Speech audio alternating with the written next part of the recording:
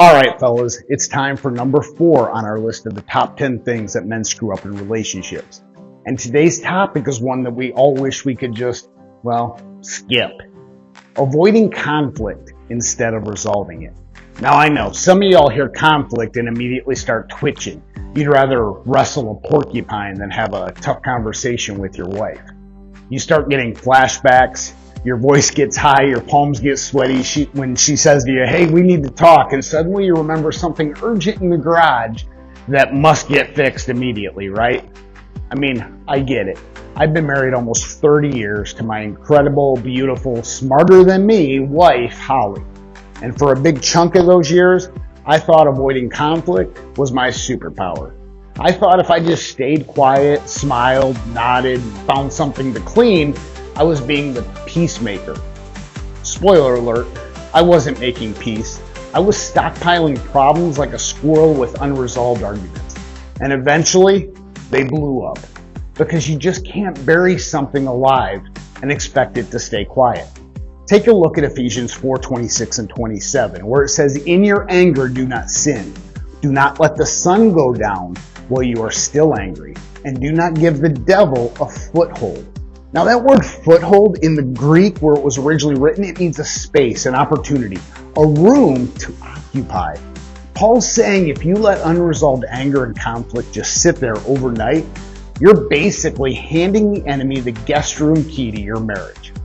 And let's look at the context. I mean, Paul is writing to believers about what it looks like to live in the new self, clothed in righteousness, walking in love, putting off falsehood. In other words, mature faith, it means dealing with issues instead of dodging them. But today's culture says to us, hey, don't rock the boat. We'd rather numb out, shut down, or escape through busyness, screens, or that classic man move, grabbing a lawnmower and doing 5 laps around the yard just to avoid a conversation. And here's the truth. Healthy marriages aren't free from conflict. They just fight differently. They fight for each other, not against each other. So how do we stop avoiding and start resolving? First, face it. Don't fake it. Stop pretending that everything's fine. If there's tension, talk about it. If there's hurt, own it. If there's misunderstanding, clear it up. Stuffing things down doesn't build peace. It builds pressure. 2, pray before you speak, but still speak. Ask God to give you humility, patience, and the right words. Then go have the conversation. Delayed obedience and communication is still disobedience. And 3, seek resolution, not victory.